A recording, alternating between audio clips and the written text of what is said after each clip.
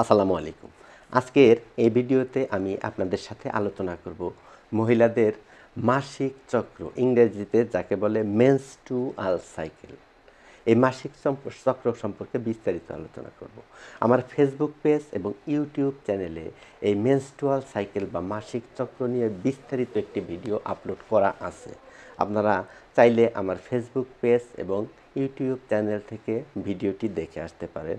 আমি link video ডেসক্রিপশনে দিয়ে দেব।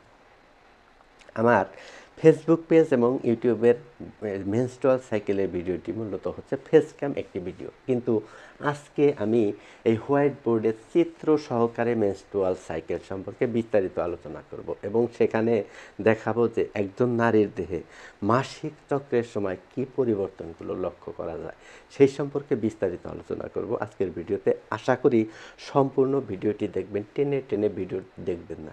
আজকের ভিডিও যদি সম্পূর্ণ দেখতে পারেন তাহলে মেয়েদের বা মহিলাদের মাসিক চক্র সম্পর্কে A to Z ধারণা পারবেন।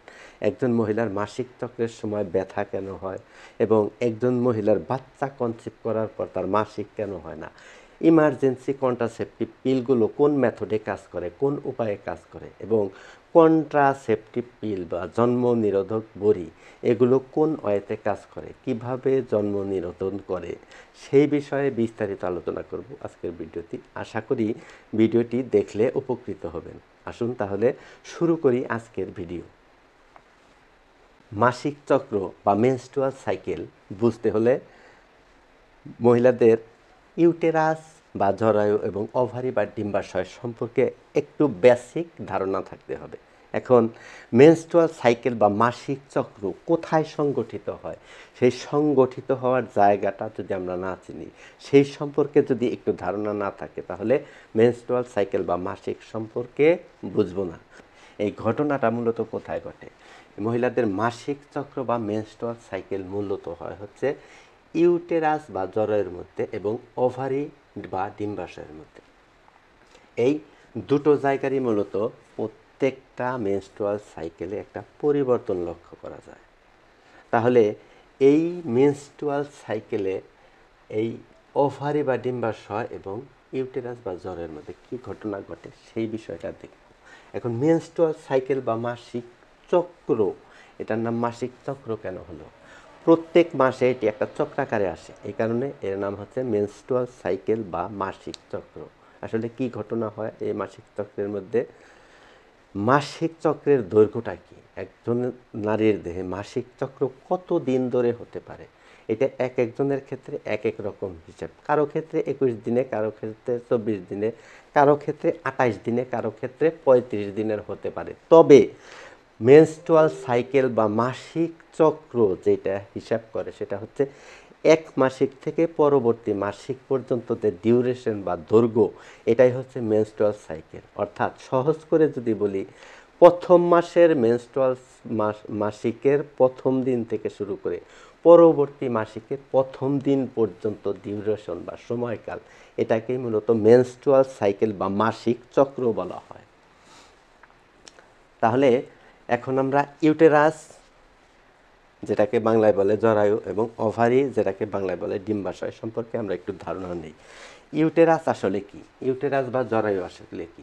একজন মহিলার দেহে ইউটেরাস বা জরায়ু হলো একজন মহিলা বা নারী যখন কনসিভ করে বা বাচ্চা ধারণ করে, তখন এই বাচ্চাটা মূলত এই ইউটেরাস বা জরায়ুর মধ্যেই বড় হয় এবং এই বাচ্চা যখন পরিপূর্ণ হয়ে যায়, তখন যদি এই বাচ্চা নর্মাল ডেলিভারি হয়, তাহলে এই ইউটেরাস বা জরায়ু থেকে ভ্যাজাইনাল ওপেনিং দিয়ে নিচে বের হয়ে পড়ে বা বাহিরে বের হয়ে আসে। তাহলে এটাই হচ্ছে ইউটেরাস। ইউটেরাস কি? তাহলে ইউটেরাস হচ্ছে একটা বাচ্চা দানি, যেখানে বাচ্চা বড় হয়, পূর্ণবয়স্ক হয় এবং একটা সময় ভ্যাজাইনাল ডেলিভারি হয় যদি নর্মাল ডেলিভারি হয়। তাহলে ডিম্বাশয় কি? ডিম্বাশয় হচ্ছে ডিমের গুদাম, যেখানে ডিম মূলত গুদামরত থাকে বা ডিম যেখানে জমা থাকে। এই দুটি ডিম্বাশয়ের মধ্যে ডিম্বাণু ফিক্সড করা থাকে। প্রত্যেক মাসে দুটি ডিম্বাশয় থেকে একটি ডিম্বাণু ম্যাচিউর হয় এবং এই একটি ডিম্বাণু ম্যাচিউর হওয়ার পর সেই ডিম্বাণুটা চলে যায় ফ্যালোপিয়ন টিউবের মধ্যে। ফ্যালোপিয়ন টিউবের মধ্যে যখন ডিম্বাণু চলে যায়, তখন যদি এইখানে দিয়ে এই ফ্যালোপিয়ান টিউবের মধ্যে কোনো শুক্রাণু আসে, তাহলে ডিম্বাণু এবং শুক্রাণুর মিলন হয়। ডিম্বাণু এবং শুক্রাণুর মিলনের ফলে একটি জাইগোট সৃষ্টি হয়। সেই জাইগোটটা এসে মূলত পতিত হয় এই ইউটেরাসের মধ্যে, তখন এইখানেই বড় হয়। যখন নর্মাল ডেলিভারি হয় তখন ইউটেরাস থেকে এই ভ্যাজাইনাল ওপেনিং দিয়ে বাহিরে বের হয়ে আসে। এটাই হলো ব্যাপার। তাহলে ওভারি আর ডিম্বাশয় বা ইউটেরাস বা জরায়ু সম্পর্কে আমরা জানলাম। এখন আসেন যে একটা মাসিক চক্রে আসলে কি ঘটনাটা হয়। তাহলে আমরা ধরে নিলাম যে একজনের মাসিক চক্র হচ্ছে 28 দিনের। মাসিক চক্রের নর্মাল রেঞ্জ কত দিনের? মাসিক চক্রের নর্মাল রেঞ্জ হচ্ছে 28 ± 7 দিন। অর্থাৎ কারো মেনস্ট্রুয়াল সাইকেল 21 দিনের হতে পারে, কারো ক্ষেত্রে 35 দিনের হতে পারে, কারো ক্ষেত্রে 28 দিনের হতে পারে। আমরা ধরে নিলাম যে একটা মেনস্ট্রুয়াল সাইকেলের দৈর্ঘ্য হচ্ছে 28 দিনের। তাহলে এই 28 দিনের মেনস্ট্রুয়াল সাইকেল প্রথম দিকে কি হয়? প্রথম দিকে হচ্ছে ব্লিডিং হয়, অর্থাৎ মাসিক যে হয় সেটা হচ্ছে ব্লিডিং টাইম। এটা কত দিনে হয়? কারো ক্ষেত্রে 3 দিনে হতে পারে, কারো ক্ষেত্রে 5 দিনে হতে পারে, কারো ক্ষেত্রে 7 দিনে হতে পারে। তবে আমরা এখানে ধরে নিলাম যে মাসিক চক্রের ব্লিডিং টাইমটা হচ্ছে 5 দিন, অর্থাৎ 5 দিন ধরে তার ব্লিডিং হয়। এখন এই যে মাসিক চক্রের প্রথম পর্যায়ে যেটা ব্লিডিং টাইম বা ব্লিডিং ফেজ, প্রথম পর্যায়টাকে কি বলে? Bleeding phase. ব্লিডিং ফেজ বা মেনস্ট্রুয়াল ফেজ 1 থেকে 5 দিন, 1 থেকে 5 দিন এটা হচ্ছে ব্লিডিং ফেজ বা মেনস্ট্রুয়াল ফেজ। এই 1 থেকে 5 দিনের মধ্যে ব্লিডিং ফেজ বা মেনস্ট্রুয়াল ফেজে মূলত কি হয়? এই 1 থেকে 5 দিন ব্লিডিং ফেজ বা মেনস্ট্রুয়াল ফেজে মূলত এই এন্ডোমেট্রিয়াম লেয়ার, জরায়ুর মধ্যে যে এক লেয়ার আছে এন্ডোমেট্রিয়াম লেয়ার, সেই এন্ডোমেট্রিয়াম লেয়ারটা মূলত জরায়ু থেকে খসে খসে পড়ে। তাহলে জরায়ুর মধ্যে কয়টা লেয়ার আছে? একটা হচ্ছে এন্ডোমেট্রিয়াম, আর একটা হচ্ছে পেরিমেট্রিয়াম, আর একটা হচ্ছে মায়োমেট্রিয়াম। একদম ভিতরের যে লেয়ারটা সেটার নাম হচ্ছে এন্ডোমেট্রিয়াম, এবং মাঝখানের যে লেয়ারটা সেটার নাম হচ্ছে মায়োমেট্রিয়াম, এবং সর্ববাহিরে যে লেয়ারটা সেটার নাম হচ্ছে পেরিমেট্রিয়াম। তাহলে একটা ইউটেরাস বা জরায়ুর মধ্যে 3টি আস্তরণ থাকে বা 3টি লেয়ার থাকে। একদম ভিতরের লেয়ার হচ্ছে এন্ডোমেট্রিয়াম, মাঝখানের লেয়ার হচ্ছে মায়োমেট্রিয়াম, এবং সব শেষের লেয়ার হচ্ছে পেরিমেট্রিয়াম। ঘটনা হয় মূলত, মূল ঘটনা হয় হচ্ছে এন্ডোমেট্রিয়াম লেয়ারের মধ্যে।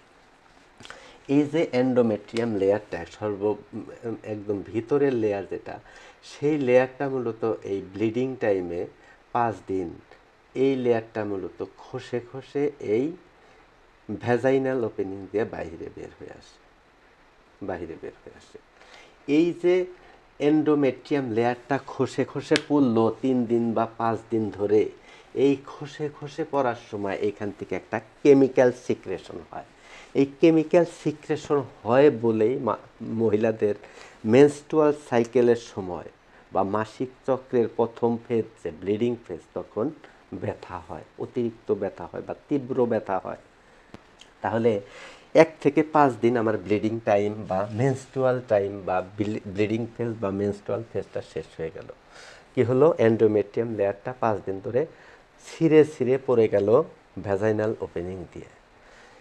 এখন তারপর হচ্ছে 5 থেকে 14 দিন, 5 থেকে 14তম দিন বা আমরা 13তম দিন ধরলাম, যে 5 থেকে 13তম দিনে কি হবে? 5 থেকে 13তম দিনে হচ্ছে যে এই যে এন্ডোমেট্রিয়াম লেয়ারটা ছিঁড়ে ছিঁড়ে পড়ে গেল 5 দিন ধরে, এই এন্ডোমেট্রিয়াম লেয়ারটা আবার পরবর্তী 5 থেকে 13 দিনের মধ্যে, এই 8 দিনের মধ্যে এই এন্ডোমেট্রিয়াম লেয়ারটা আবার নতুন করে প্রলিফারেট করবে, অর্থাৎ নতুন করে গজানো শুরু করবে। এইটার নাম হচ্ছে প্রলিফারেট। এই কারণে এই 5 থেকে 13তম দিন এই ফেজটাকে বলে প্রলিফারেটিভ ফেজ। Proliferative phase.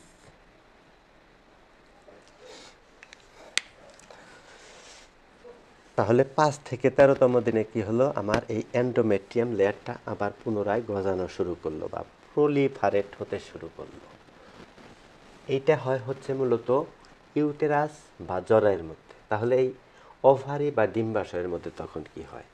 এই 5 থেকে 13তম দিনে আবার এই যে ওভারি বা ডিম্বাশয়, এই ডিম্বাশয়ের মধ্যে যে ডিম্বাণু থাকে বা ফলিকল থাকে, সেই ফলিকলগুলোর ডেভেলপমেন্ট হয়, এই ফলিকলগুলো বড় হয়, ম্যাচিওর হয়, পরিপক্ক হয়। এই দুটো ডিম্বাশয়ের মধ্যে ডিম্বাণু ফিক্সড করা থাকে, কিন্তু ডিম্বাণুগুলো অপরিপক্ক অবস্থায় থাকে। এই 5 থেকে 13তম দিনের মধ্যে এই দুটো ডিম্বাশয় থেকে একটি ডিম্বাণু পরিপক্ক হয়। একটি ডিম্বাণু প্রাইমারি ফলিকল থেকে গ্রাফিয়ান ফলিকলে কনভার্ট হয় এবং প্রাইমারি ফলিকলের ভিতরে থাকা যে ডিম্বাণু সেটি প্রাইমারি ওসাইট থেকে সেকেন্ডারি ওসাইটে কনভার্ট হয়। এখন প্রাইমারি ফলিকুল এবং প্রাইমারি ওসাইট কি? প্রাইমারি ফলিকুল হচ্ছে, ধরলাম এটা হচ্ছে একটা ডিম্বাণু, একটা ডিমের খোলস, এবং এটা হচ্ছে ডিম্বাণু। এই ডিমের খোলসের নাম হচ্ছে ফলিকল, ফলিকল। এবং এই ডিমের ভিতরে যে ডিম্বাণু থাকে এইটার নাম হচ্ছে ওসাইট, ওসাইট। তাহলে এই যে ডিমের খোলস, এটার নাম হচ্ছে ফলিকুল। এই ডিমের খোলস যখন অপরিপক্ক থাকে তখন এই ডিমের খোলসের নাম হয় প্রাইমারি ফলিকুল। এবং এই ডিমের ফলিকলের ভিতরে বা খোসার ভিতরে যে ডিম্বাণুটা থাকে এটি অপরিপক্ক অবস্থা, এর নাম হচ্ছে যে প্রাইমারি ওসাইট। এই 5 থেকে 13তম দিনে এই প্রাইমারি ফলিকুল গ্রাফিয়ান ফলিকুলে কনভার্ট হয়, গ্রাফিয়ান ফলিকুল, গ্রাফিয়ান ফলিকুলে কনভার্ট হয় এবং প্রাইমারি ওসাইট সেকেন্ডারি ওসাইটে কনভার্ট হয়, সেকেন্ডারি ওসাইট কনভার্ট হয়ে যায়। তাহলে 5 থেকে 13তম দিনে কি হলো, এন্ডোমেট্রিয়াম লেয়ার যে ছিঁড়ে ছিঁড়ে পড়ে গিয়েছিল 5তম দিন পর্যন্ত, পরবর্তীতে 5 থেকে 13তম দিনের মধ্যে আবার এই এন্ডোমেট্রিয়াম লেয়ারটা আস্তে আস্তে গজানো শুরু করলো।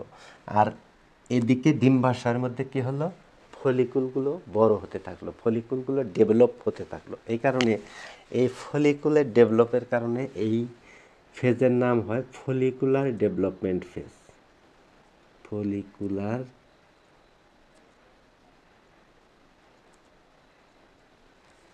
Development phase.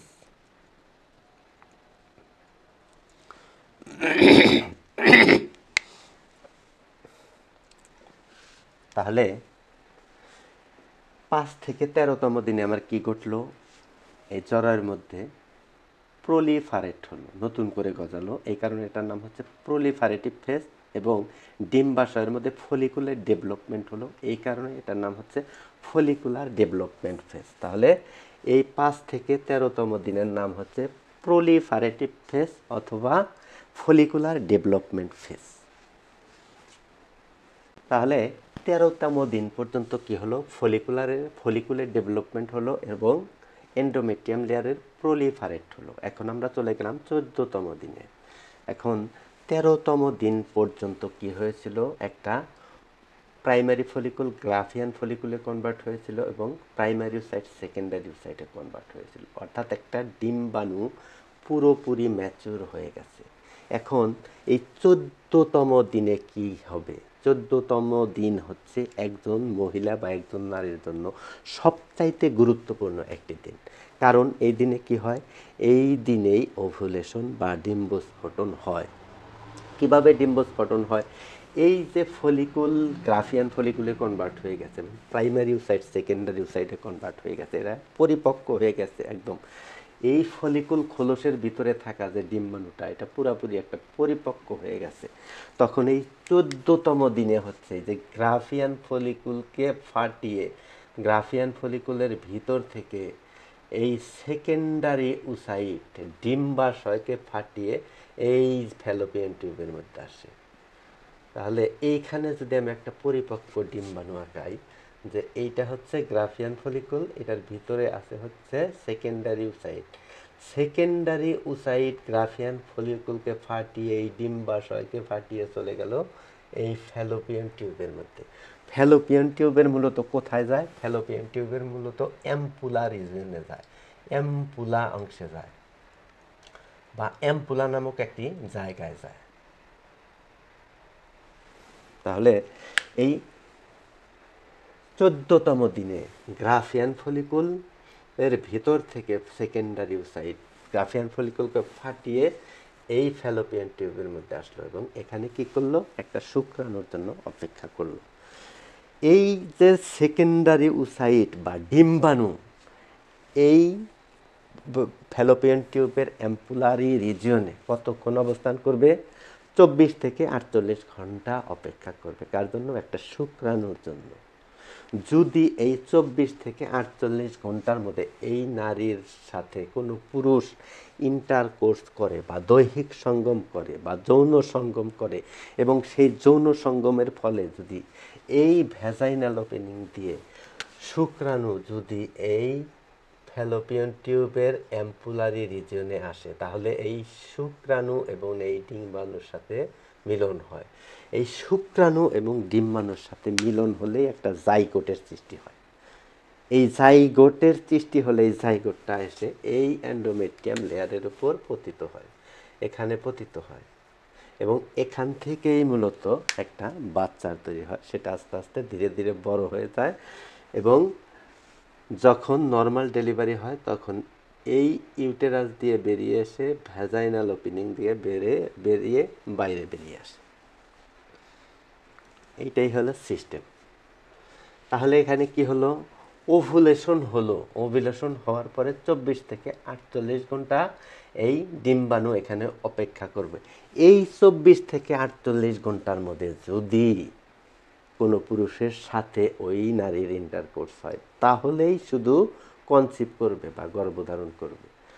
24 থেকে 48 ঘন্টার পরে কিন্তু এই ডিম্বাণু এই অ্যাম্পুলার মধ্যে থাকবে না। ডিম্বাণু এখানে কতক্ষণ থাকে? 24 থেকে 48 ঘন্টা। এবং 24 থেকে 48 ঘন্টার মধ্যে যদি সেখানে শুক্রাণু পৌঁছায় তাহলে সেখানে জাইগোটের সৃষ্টি হবে, নচেত সেখানে জাইগোটের সৃষ্টি হবে না।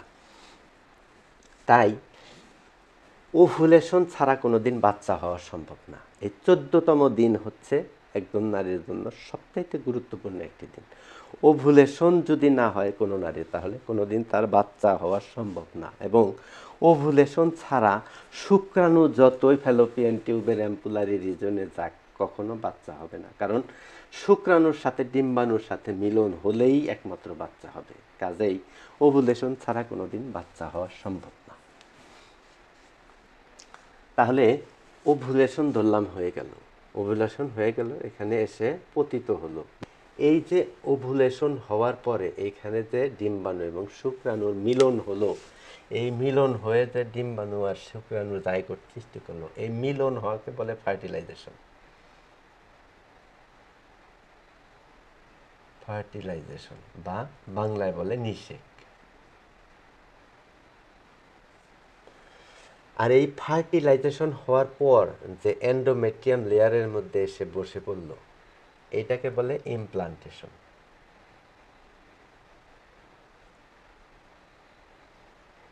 ইমপ্লান্টেশন।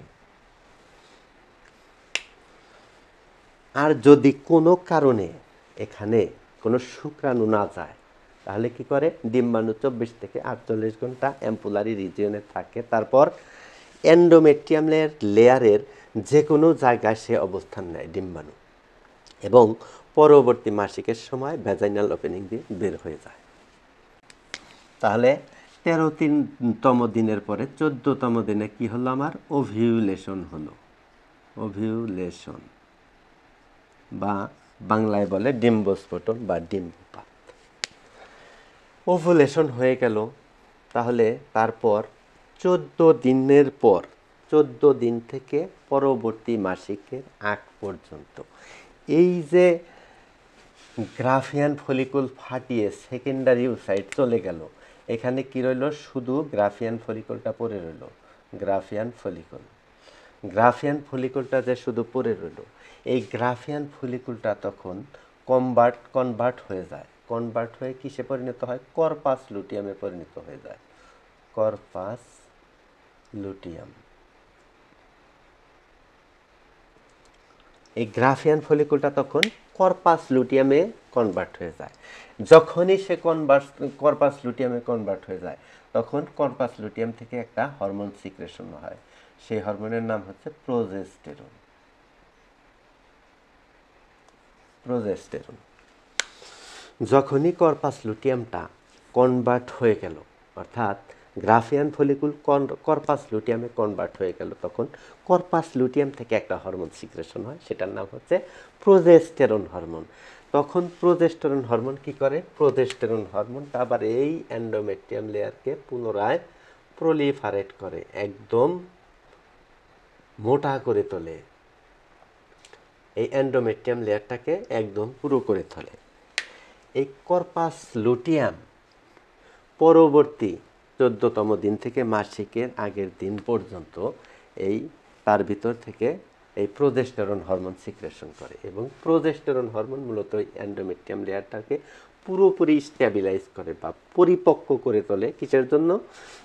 যাতে এই ডিম্বাণু এবং শুক্রাণুর মিলনের ফলে জাইগোট যে সৃষ্টি হলো, এই বাচ্চাটা যাতে এই এন্ডোমেট্রিয়াম লেয়ারের মধ্যে এসে পড়তে পারে এবং এখানে যাতে বড় হতে পারে, এই এন্ডোমেট্রিয়াম লেয়ার যাতে আর ছিঁড়ে ছিঁড়ে না পড়ে যায়, এই কারণে মূলত প্রোজেস্টেরন হরমোন সিক্রেশন হয়। প্রোজেস্টেরন হরমোন সিক্রেশন হয় বলেই এন্ডোমেট্রিয়াম লেয়ারটা এত সতেজ থাকে বা এত পরিপক্ক থাকে।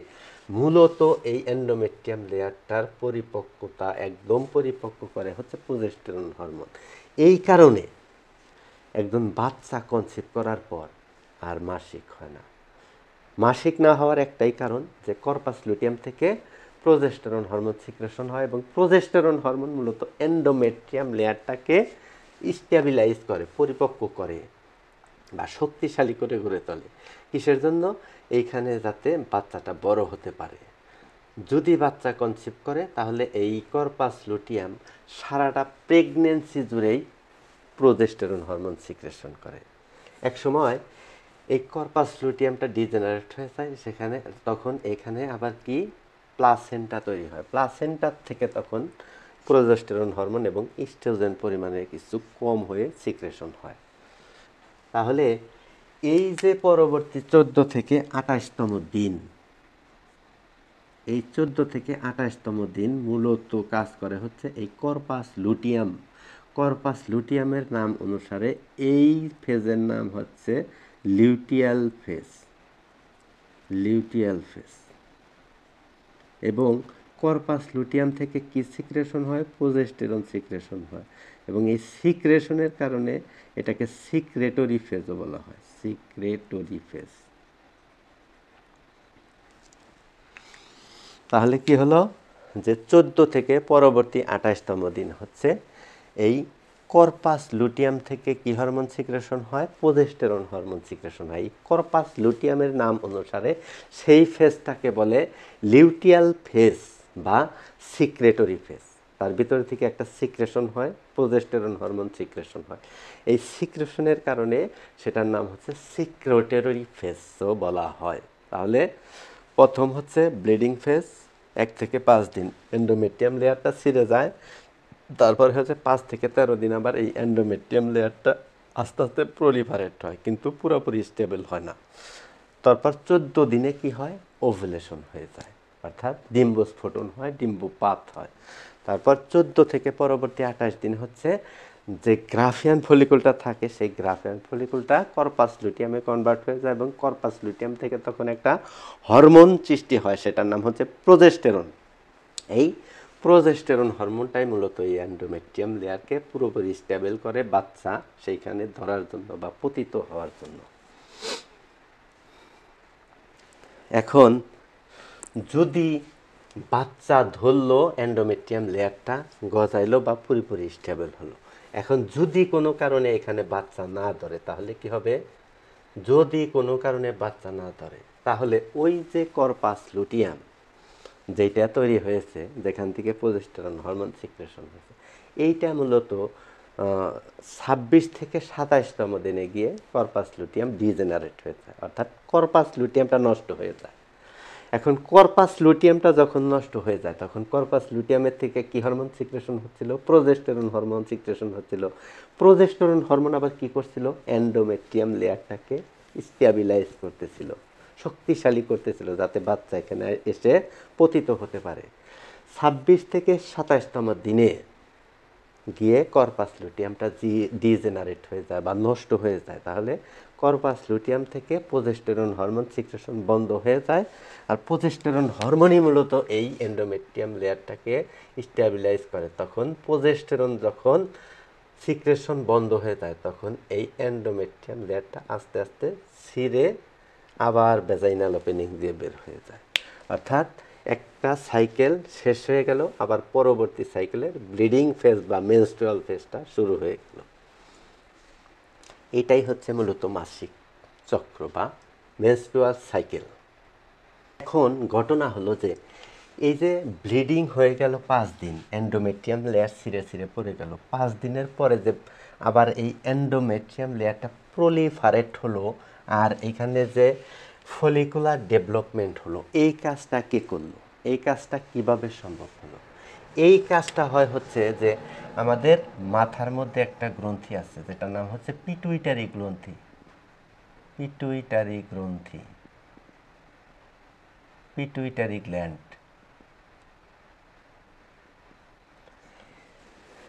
পিটুইটারি গ্ল্যান্ড যেটা হচ্ছে, পিটুইটারি গ্ল্যান্ডের হচ্ছে 3টি পার্ট। একটা হচ্ছে অ্যান্টেরিয়র পিটুইটারি অর্থাৎ সম্মুখ পিটুইটারি, আর একটা হচ্ছে মিডল পিটুইটারি বা মধ্য পিটুইটারি, আর একটা হচ্ছে পোস্টেরিয়র পিটুইটারি বা পশ্চাৎ পিটুইটারি। এই অ্যান্টেরিয়র পিটুইটারি বা পিটুইটারি গ্ল্যান্ডের সম্মুখ ভাগ থেকে তখন একটা হরমোন সিক্রেশন হয়।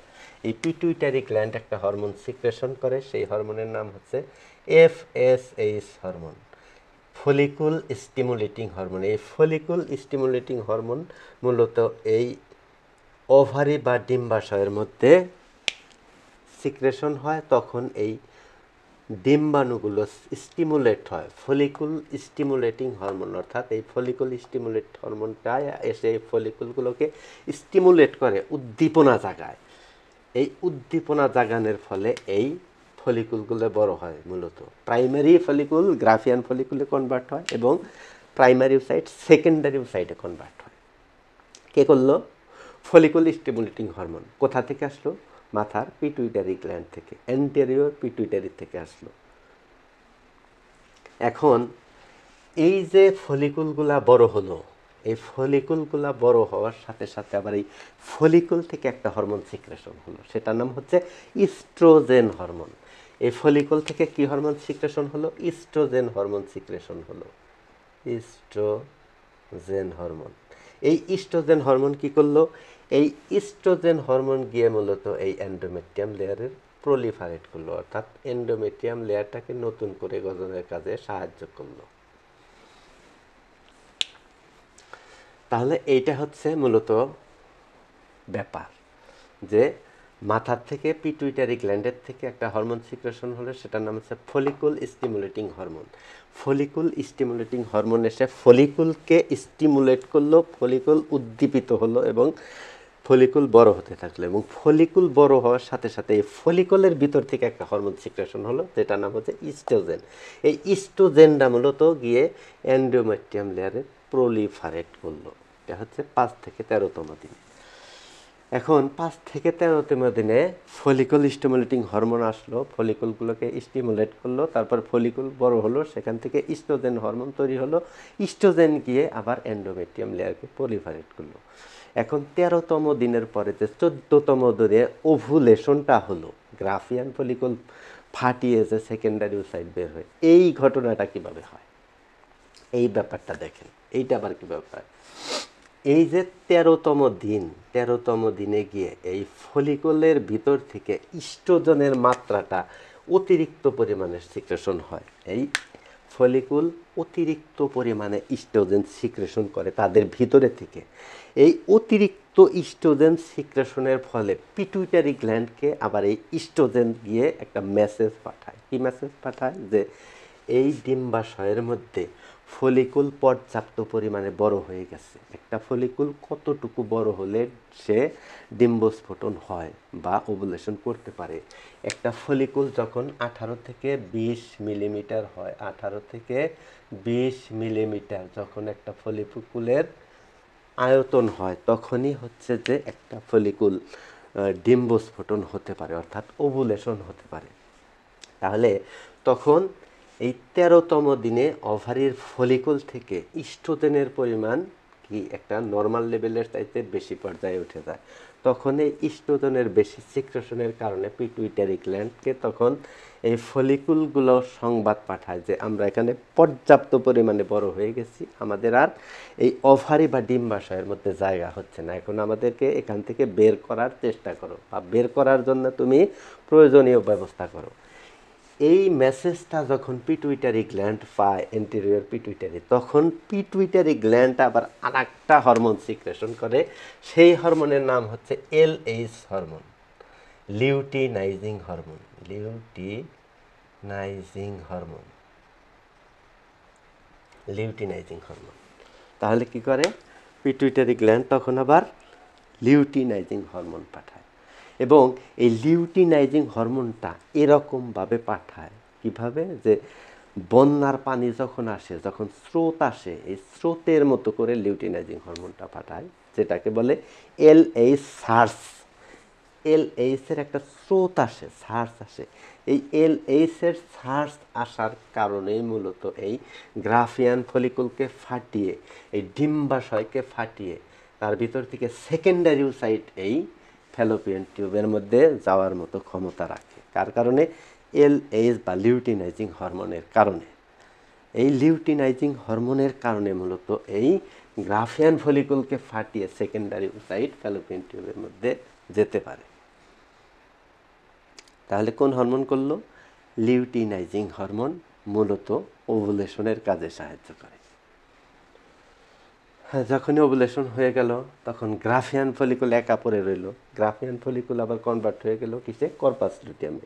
কর্পাস লুটিয়াম থেকে তখন একটা হরমোন সিক্রেশন হলো, যার নাম হচ্ছে প্রোজেস্টেরন। সে আবার কি করলো?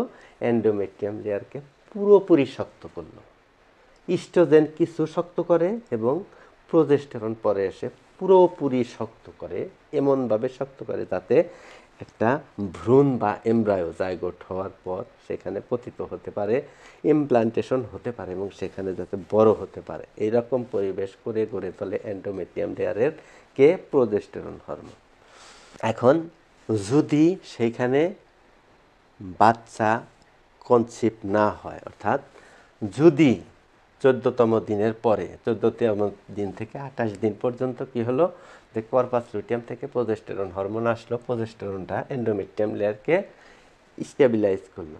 যদি ডিম্বাণু এবং শুক্রাণুর সাথে মিলন না হয়, তাহলে 26 থেকে 27তম দিনে গিয়ে কর্পাস লুটিয়ামটা নষ্ট হয়ে গেল বা ডিজেনারেট হয়ে গেল। কর্পাস লুটিয়াম থেকে যে হরমোন সিক্রেশন হচ্ছে প্রোজেস্টেরন হরমোন, সেই হরমোন সিক্রেশন বন্ধ হয়ে গেল। কর্পাস লুটিয়ামে যদি না থাকে তাহলে কি কর্পাস লুটিয়াম থেকে প্রোজেস্টেরন হরমোন সিক্রেশন হবে? হবে না। কর্পাস লুটিয়াম নষ্ট হয়ে গেল মানে প্রোজেস্টেরন হরমোন সিক্রেশন বন্ধ হয়ে গেল। আর প্রোজেস্টেরন হরমোন সিক্রেশন বন্ধ হয়ে গেল মানে এন্ডোমেট্রিয়াম লেয়ারটা আবার আস্তে আস্তে ভ্যাজাইনাল ওপেনিং দিয়ে বাইর হয়ে গেল, মেনস্ট্রুয়াল সাইকেল শেষ হয়ে গেল, পরবর্তী মাসিকের 5 দিন ব্লিডিং ফেজ শুরু হয়ে গেল। এটাই হচ্ছে মূলত মেনস্ট্রুয়াল সাইকেল। এই কার্যকলাপগুলাই মূলত ইউটেরাস এবং ওভারির মধ্যে হয়ে থাকে। তাহলে এই যে মেনস্ট্রুয়াল সাইকেল, এইটা যদি আমরা শর্ট করে প্রথম থেকে একটু শুরু করি তাহলে কিভাবে করা যায় দেখেন, আমি শর্ট করে বলতেছি। 1 থেকে 5তম দিন ব্লিডিং টাইম বা ব্লিডিং ফেজ বা মেনস্ট্রুয়াল ফেজ। 1 থেকে 5তম দিন এন্ডোমেট্রিয়াম লেয়ার ছিঁড়ে ছিঁড়ে পড়ে গেল। তারপর 5 থেকে 14তম দিনে কি হবে? মাথার থেকে পিটুইটারি গ্ল্যান্ড থেকে FSH বা ফলিকল স্টিমুলেটিং হরমোন সিক্রেশন হলো। ফলিকল স্টিমুলেটিং হরমোন এসে ফলিকলে ডেভেলপ করলো। ফলিকল ডেভেলপ হওয়ার সাথে সাথে ফলিকল থেকে একটা হরমোন সিক্রেশন হলো, সেটার নাম হচ্ছে ইস্ট্রোজেন। ইস্ট্রোজেন গিয়ে মূলত এন্ডোমেট্রিয়াম লেয়ার, ওই যে 5 দিন ধরে ছিঁড়ে ছিঁড়ে পড়ে গিয়েছিল, সেটা আবার মোটামুটি একটা প্রলিফারেট হলো বা গজানো শুরু করলো। তারপর এই ইস্ট্রোজেন হরমোন 13তম দিনে গিয়ে অতিরিক্ত পরিমাণে বেড়ে গেল এবং সেই সংকেতটা পিটুইটারি গ্ল্যান্ড পেল। তখন পিটুইটারি গ্ল্যান্ড আবার আর একটা হরমোন সিক্রেশন করলো, যেটা হচ্ছে লিউটিনাইজিং হরমোন। এবং লিউটিনাইজিংয়ের এলএইচের সার্চ হলো, সার্চের কারণে কি হলো, ওভুলেশন হলো। 13তম দিনের পরে গিয়ে একদিনের একটা ওভুলেশন পিরিয়ড বা ওভুলেশন ফেজ। ওভুলেশন ফেজ হলো, ওভুলেশন অর্থাৎ গ্রাফিয়ান ফলিকুলকে ফাটিয়ে সেকেন্ডারি ওসাইট কোথায় চলে গেল, অ্যাম্পুলারি রিজিয়নে চলে গেল, এবং সেখানে সে 24 থেকে 48 ঘন্টা থাকলো। যদি সেখানে শুক্রাণু যায় তাহলে শুক্রাণু এবং ডিম্বাণুর সাথে মিলন হলো। মিলন হওয়ার পরে কি হলো, এন্ডোমেট্রিয়াম লেয়ারে আস্তে আস্তে করে বসে গেল। তখন ওই যে গ্রাফিয়ান ফলিকুল একলা পড়ে রইল, সেই গ্রাফিয়ান ফলিকুল আবার কনভার্ট হয়ে কর্পাস লুটিয়াম হয়ে গেল। কর্পাস লুটিয়াম থেকে তখন হরমোন সিক্রেশন হলো হচ্ছে প্রোজেস্টেরন হরমোন। সেই প্রোজেস্টেরন হরমোন আবার এন্ডোমেট্রিয়াম লেয়ারকে পুরোপুরি স্টেবিলাইজ করলো। আর যদি ডিম্বাণু এবং শুক্রাণুর সাথে মিলিত না হয়, যদি ওই 24 থেকে 48 ঘন্টার মধ্যে সেখানে শুক্রাণু না প্রবেশ করে, ডিম্বাণু এবং শুক্রাণুর যদি মিলন না হয়, তাহলে 26 থেকে 27তম দিনে গিয়ে কর্পাস লুটিয়ামটা নষ্ট হয়ে যায় এবং তার মধ্যে থেকে প্রোজেস্টেরন হরমোন সিক্রেশন বন্ধ হয়ে যায়। তখন আবার এই এন্ডোমেট্রিয়াম লেয়ারটা ছিঁড়ে ছিঁড়ে ভ্যাজাইনাল ওপেনিং দিয়ে বের হয়ে যায়, মাসিক চক্র শেষ হয়ে যায়। এই হলো মূল ব্যাপার একটা মাসিক চক্রে। তাহলে মাসিক চক্রে কি কি হরমোন সিক্রেশন হয়? প্রথমে কোন হরমোন আসে? FSH hormone, follicle stimulating hormone. তারপর কোন হরমোন আসে? তারপর হচ্ছে যে ইস্ট্রোজেন হরমোন, ফলিকল থেকে তৈরি হয়।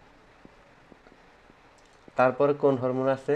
LH হরমোন বা লিউটিনাইজিং হরমোন। তারপরে আবার কোন হরমোন আছে? Progesterone hormone. তারপরে আবার কি আসে? প্রোজেস্টেরনের পাশাপাশি কিছু ইস্ট্রোজেন আসে। সেটা কোথা থেকে নিঃসরণ হয়? এস্ট্রোজেন। তারপর আসে হচ্ছে ইনহিবিন হরমোন। তাহলে ফলিকল হরমোন আসে, তারপরে ইস্ট্রোজেন হরমোন, LH হরমোন, তারপরে আবার হচ্ছে প্রোজেস্টেরন হরমোন। আবার যখন এইখানে বাচ্চাটা কনসিভ হয়ে যায়, বসে যায়, এখানে তখন আবার প্লাসেন্টা তৈরি হয়, গর্ভফুল তৈরি হয়। এই গর্ভফুল থেকে তখন আবার প্রোজেস্টেরন হরমোন সিক্রেশন হয়, তখন আবার কর্পাস লুটিয়াম ডিজেনারেট হয়ে যায়।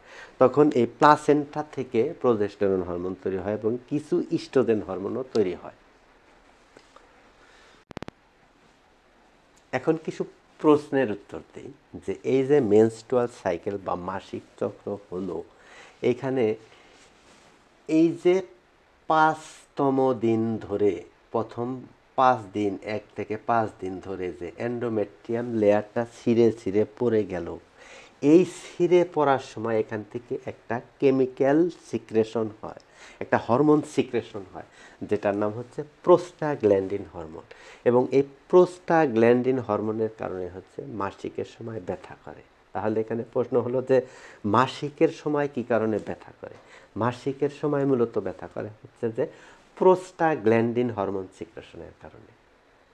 এই প্রোস্টাগ্ল্যান্ডিন সিনথেসিসকে যারা ডিক্রিজ করতে পারে, প্রোস্টাগ্ল্যান্ডিন সিনথেসিস ইনহিবিটরস যে সমস্ত ওষুধগুলো আছে, এই প্রোস্টাগ্ল্যান্ডিন সিনথেসিসকে যারা ইনহিবিট করতে পারে, যারা ডিক্রিজ করতে পারে, এই ধরনের ওষুধ দিলে এই মেনস্ট্রুয়াল সাইকেলের মেনস্ট্রুয়াল পিরিয়ডের সময় যে পেইনটা হয়, ব্যথাটা হয়, সেই ব্যথাটা কমে যায়।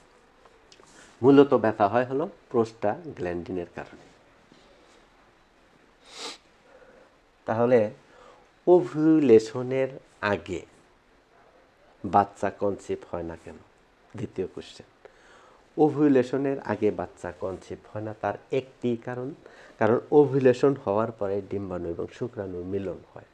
ওভুলেশন যদি না হয়, ওভাম যদি ডিম্বাণুর ভিতরেই থাকে, ডিম্বাশয়ের ভিতরেই থাকে, তাহলে কিভাবে শুক্রাণু এবং ডিম্বাণুর সাথে মিলন হবে? কাজেই ওভুলেশন ছাড়া কোনো দিন বাচ্চা হয় না, বা ওভুলেশন ছাড়া কোনো দিন কনসিভ করে না। দ্বিতীয় প্রশ্ন গেল।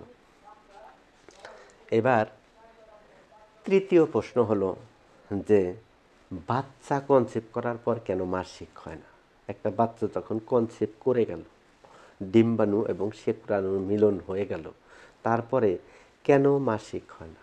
এটার মূল কারণ হলো যে ডিম্বাণু এবং শুক্রাণুর মিলন হওয়ার পরে কর্পাস লুটিয়াম তৈরি হয় এবং কর্পাস লুটিয়াম থেকে প্রোজেস্টেরন হরমোন তৈরি হয়। এই প্রোজেস্টেরন হরমোনটা এসে এন্ডোমেট্রিয়াম লেয়ারকে স্টেবিলাইজ করে এবং এই প্রোজেস্টেরন হরমোনের কারণে মূলত কনসিভ করার পর মাসিক হয় না। মাসিক হবে কিভাবে? এখন একটা বাচ্চা কনসিভ হওয়ার পরে কোথায় এসে পতিত হয়? এই এন্ডোমেট্রিয়াম লেয়ারের মধ্যে পতিত হবে। এখন এন্ডোমেট্রিয়াম লেয়ারটাই যদি ছিঁড়ে ছিঁড়ে পড়ে যায়, এন্ডোমেট্রিয়াম লেয়ারটাই যদি না থাকে, তাহলে বাচ্চাটা বসবে কোথায়? বাচ্চাটা বড় হবে কোথায়? কাজেই এই ওভুলেশনের পর থেকে সারা প্রেগনেন্সি জুড়ে কর্পাস লুটিয়াম থেকে প্রোজেস্টেরন হরমোন সিক্রেশন হয় এবং প্রোজেস্টেরন হরমোনের কারণে এই এন্ডোমেট্রিয়াম লেয়ারটা একদম সবল থাকে, এই লেয়ারটা আর ভেঙে পড়ে না। মূলত হচ্ছে যে প্রোজেস্টেরন হরমোনের কারণে কনসিভ করার পর আর এন্ডোমেট্রিয়াম লেয়ার ছিঁড়ে পড়ে যায় না, আর এন্ডোমেট্রিয়াম লেয়ার ছিঁড়ে পড়ে যায় না বিদায় ব্লিডিং হয় না বা মাসিক হয় না। এখন তারপরের প্রশ্ন হচ্ছে যে ইমার্জেন্সি কন্ট্রাসেপটিভ পিল বা আনওয়ান্টেড পিল, আনওয়ান্টেড বাচ্চা যাতে না হয় তার জন্য যে ইমার্জেন্সি কন্ট্রাসেপটিভ পিল খায় 72 ঘন্টার জন্য বা 120 ঘন্টার জন্য, এই ইমার্জেন্সি কন্ট্রাসেপটিভ পিল কোন পাথওয়েতে বাচ্চা কনসিভ করা বন্ধ করে? ইমার্জেন্সি কন্ট্রাসেপটিভ পিল যেটা, সেটা হচ্ছে এর মধ্যে হাই ডোজে প্রোজেস্টেরন থাকে। ইমার্জেন্সি কন্ট্রাসেপটিভ পিলের মধ্যে অতিরিক্ত পরিমাণে প্রোজেস্টেরন হরমোন দেওয়া থাকে, যেই নর্মাল প্রোজেস্টেরন এই এন্ডোমেট্রিয়াম লেয়ারটাকে বাঁচিয়ে রাখে, তার চাইতে 3 গুণ প্রোজেস্টেরন দেওয়া থাকে ইমার্জেন্সি কন্ট্রাসেপটিভ পিলের মধ্যে।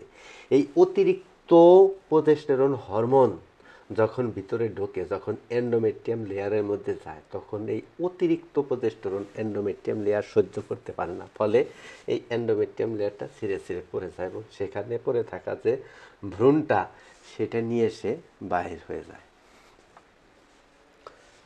এই হলো এই এক পাথওয়েতে কাজ করে। আর এক পাথওয়ে হচ্ছে যে যে এই যে ডিম্বাণু এবং শুক্রাণু এখানে যে মিলন হয়, এই মিলন হওয়াটা হতে দেয় না, এই মিলন হতে দেয় না। তাহলে এই পাথওয়েটাতেও কাজ করে, ডিম্বাণু এবং শুক্রাণুর মিলন বন্ধ করে দেয়। এখন কন্ট্রাসেপটিভ পিল বা জন্ম নিরোধক ট্যাবলেট, এইগুলো কিভাবে কনসিভ করা থেকে বন্ধ করে বা বাচ্চা উৎপাদন থেকে বন্ধ করে? পিল যেটি, সেটি হচ্ছে কয়েকভাবে কাজ করে, এক এক পিল এক একভাবে কাজ করে। কিছু কিছু পিল আছে শুধু প্রোজেস্টেরন, কিছু কিছু পিল আছে শুধু ইস্ট্রোজেন, কিছু কিছু পিল আছে combined pill, combined OCP, oral contraceptive পিল।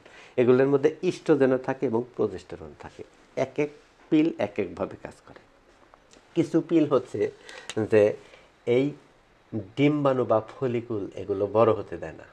কিছু পিল এই ওভারির মধ্যে থাকা যে ডিম্বাণু বা ফলিকুল, সেই ফলিকুলকে বড় হতে দেয় না। কিভাবে বড় হতে দেয় না? এই ফলিকুলের ভিতরে যে ইস্ট্রোজেন হরমোন দরকার বা এফএসএইচ হরমোন দরকার, এই কন্ট্রাসেপটিভ পিলগুলো এই ফলিকুলের ভিতর থেকে নেগেটিভ ফিডব্যাক পাঠায় হচ্ছে যে পিটুইটারি গ্ল্যান্ডকে। নেগেটিভ ফিডব্যাক পাঠায় পিটুইটারি গ্ল্যান্ডকে, বলে যে এখানে পর্যাপ্ত পরিমাণে ফলিকুল হরমোন আছে আর ফলিকুল হরমোনের দরকার নাই। তখন পিটুইটারি গ্ল্যান্ড আর ফলিকুল স্টিমুলেটিং হরমোন পাঠায় না। কাজেই এই ফলিকুলগুলো তখন আর বড় হয় না, অর্থাৎ একটা প্রাইমারি ফলিকুল গ্রাফিয়ান ফলিকুলে কনভার্ট হয় না এবং একটা প্রাইমারি সাইট সেকেন্ডারি সাইটে কনভার্ট হয় না। এখন ফলিকুল যদি বড় না হয়, তাহলে ফলিকুল কি ওই ওভুলেশন করতে পারবে? আর ওভুলেশন যদি না হয়, তাহলে কি বাচ্চা হবে? শুক্রাণু এবং ডিম্বাণুর সাথে মিলন হবে না। কাজেই এই ফলিকুল বড় হওয়া থেকে বন্ধ করে। আর একটা কাজ করে, সেটা হচ্ছে যে ডিম্বপাত বা ডিম্বস্ফোটন হতে দেয় না, ওভুলেশন হতে দেয় না। এখানে ওভুলেশন সিস্টেমটা ব্লক করে দেয়, ওভুলেশন হতে দেয় না। অর্থাৎ গ্রাফিয়ান ফলিকুলকে ফাটিয়ে সেকেন্ডারি সাইটে ফ্যালোপিয়ান টিউব পর্যন্ত যেতে পারে না, এই কার্যক্ষমতা থাকে না, এটা ব্লক করে দেয়, এটা বন্ধ করে দেয়। তাহলে ফলিকুলকে বড় হতে দেয় না, আর হচ্ছে ডিম্বস্ফোটন হতে দেয় না। এইভাবেই মূলত কন্ট্রাসেপটিভ পিল কাজ করে। এখন সর্বশেষ একটি কোশ্চেনের উত্তর, সেটা হচ্ছে যে অ্যাবর্শনের ওষুধ কিভাবে কাজ করে। মিফেপ্রোস্টন এবং মিসোপ্রোস্টল কম্বিনেশনের যে অ্যাবর্শনের পিল পাওয়া যায়, সেই ওষুধগুলো কিভাবে কাজ করে। এই মিফেপ্রোস্টোন এবং মিসোপ্রোস্টোলের মধ্যে ওভারডোজে প্রজেস্টেরন দেওয়া থাকে, অতিরিক্ত পর্যায়ে প্রজেস্টেরন থাকে।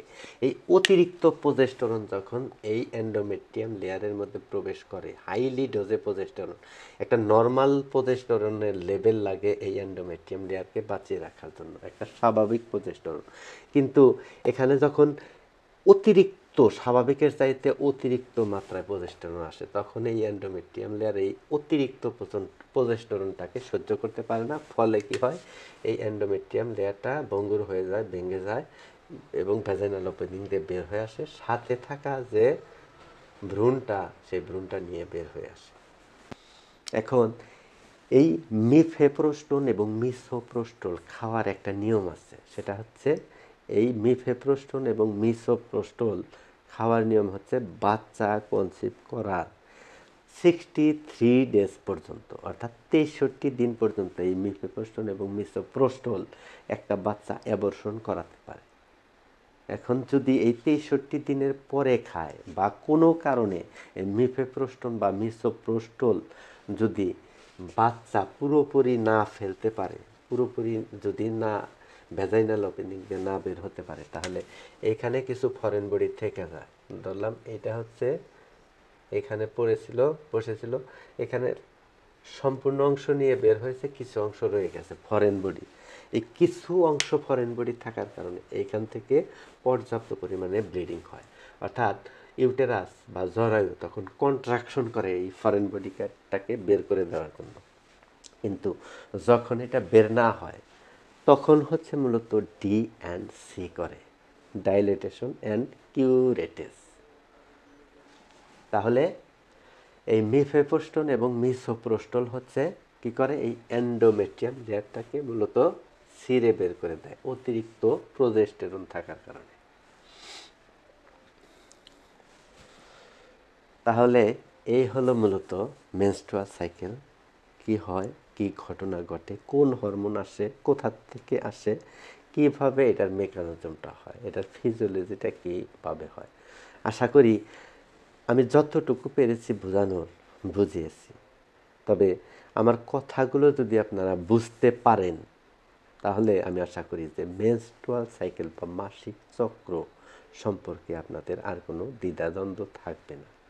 তাই ভিডিওটি যদি ভালো লাগে, ভিডিওটিতে একটি লাইক দিবেন, একটি কমেন্টস করবেন সুন্দর দেখে, এবং ভিডিওটি বন্ধুদের সাথে শেয়ার করবেন। ভালো থাকবেন, সুস্থ থাকবেন। সবার সুস্থতা কামনা করে আজকের মতো এখানেই বিদায় নিচ্ছি। দেখা হবে পরবর্তী কোনো ভিডিওতে। সে পর্যন্ত সবাই ভালো থাকুন, সুস্থ থাকুন।